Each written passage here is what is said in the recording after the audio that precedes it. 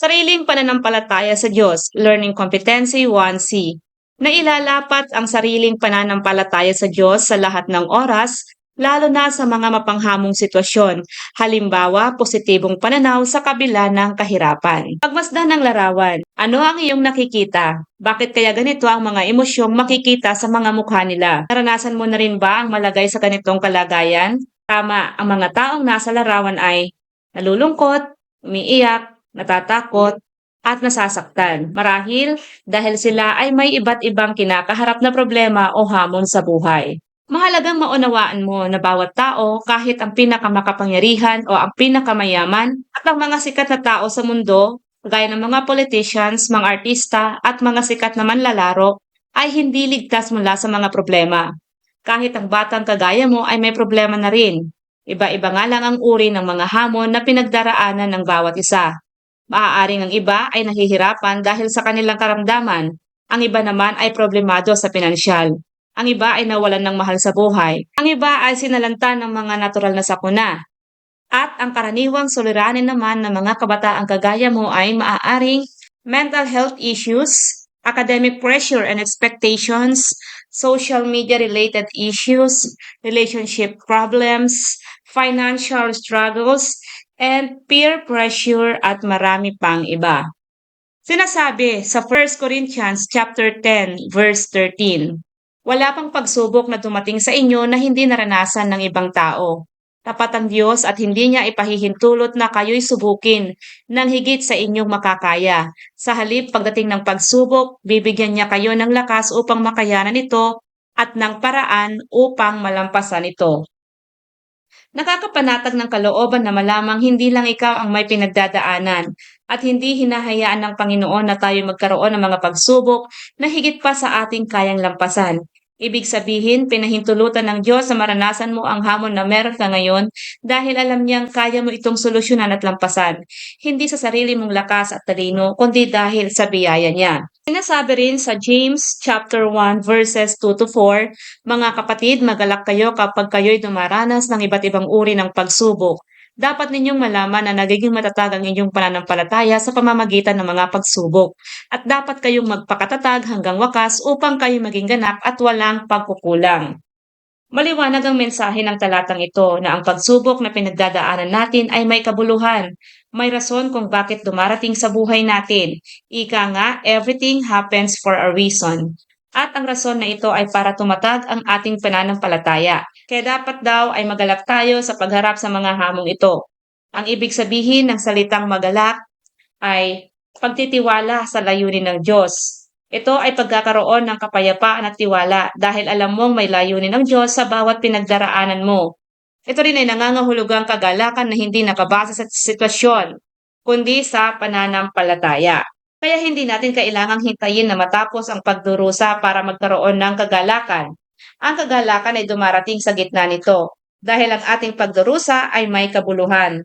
Ngunit hindi natin kayang harapin ang mga hamon ng may positibang pananaw kung wala tayong pananampalataya. Kaya mahalagang malinang ang pananampalataya sa Diyos o faith in God. At ito ang pagpapahalagang dapat malinang sa araling ito. Dahil ito ang pinakamahalagang sandata sa pagharap natin sa mga mapanghamong sitwasyon ng buhay natin. Narito ang ilang paraan ng paglalapat ng sariling pananampalataya sa Diyos lalo na sa mga mapanghamong sitwasyon ng buhay natin. Una, manalangin.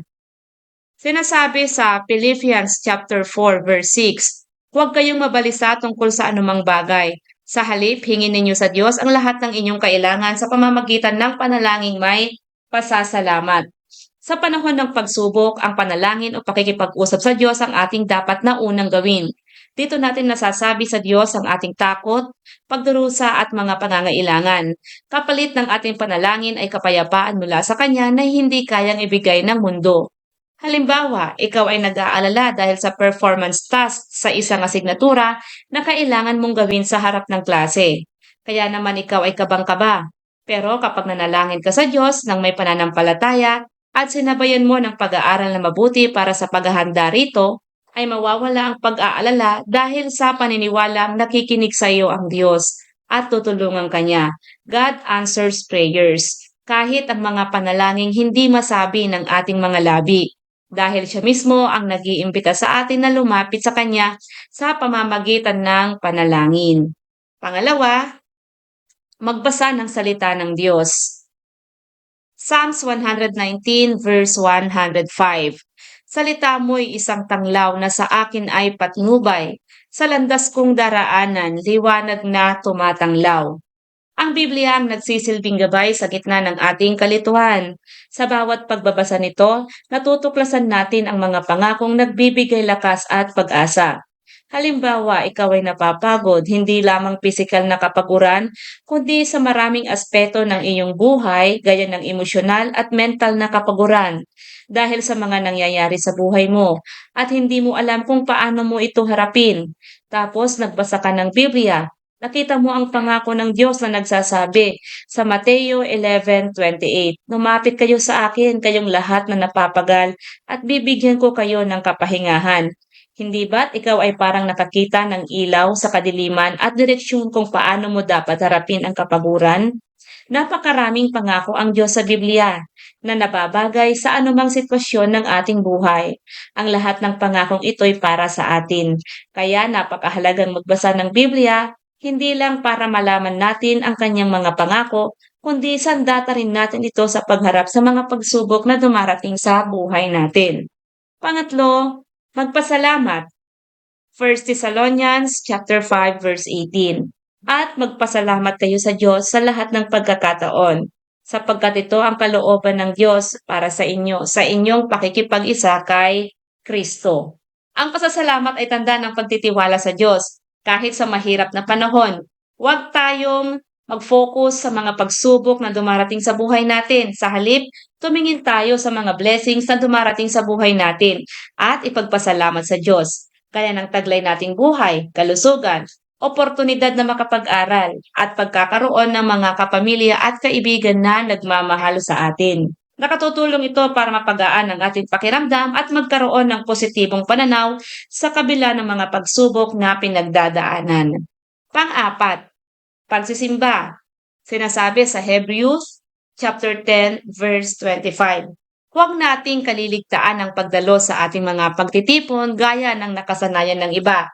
Sa halip, palakasin natin ang loob ng isa't isa, lalo na ngayong nakikita nating malapit na ang araw ng Panginoon. Sa simbahan, napapalakas ang ating pananampalataya at natututo tayo sa salita ng Diyos. Doon din tayo nakakahanap ng mga taong maaaring sumuporta at magdasal para sa atin.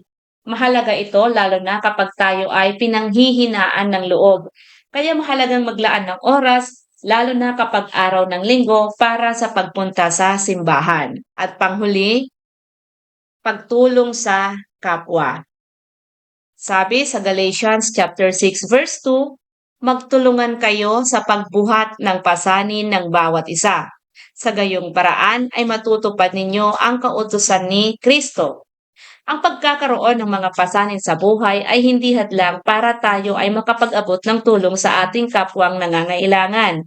Ang pagtulong sa kapwa ay nakapagpapagaan din sa sarili nating pinagdaraanan. Kapag tayo ay nagpagamit sa Diyos bilang instrumento ng kanyang kabutihan para sa iba, mas lalo tayong pinapalakas ng Diyos. Isa rin itong paraan ng pagsunod sa kanyang utos na magmahalan tayo. Isa pa, kapag tayo ay matulungin sa ating kapwa, marami ring tutulong sa atin sa panahon ng ating pangangailangan. Konklusyon ng aralin. Sa buhay, hindi maiiwasan ang pagsubok. Minsan tayo ay pinanghihinaan ng loob, napapagod o nagdududa. Pero sa gitna ng lahat ng ito, ang pananampalataya ay nagbibigay sa atin ng lakas, pag-asa at direksyon. Ang pananampalataya ay hindi lamang salita, ito ay gawa. Sa panalangin, sa pagbabasa ng salita ng Diyos, sa pagiging mapagpasalamat, sa pagsisimba at pagtulong sa kapwa. At higit sa lahat, sa pamamagitan ng positibong pananaw. Natututuhan nating tumingin hindi lang sa problema, kundi sa kabutihang maaaring idulot ng bawat pagsubok. Kaya sa bawat pagkakataong sinusubok ka ng buhay, piliin mong kumapit sa Diyos, sapagkat ang pananampalataya na isa sa buhay ay pananampalatayang tunay na nagbibigay ng liwanag sa gitna ng dilim.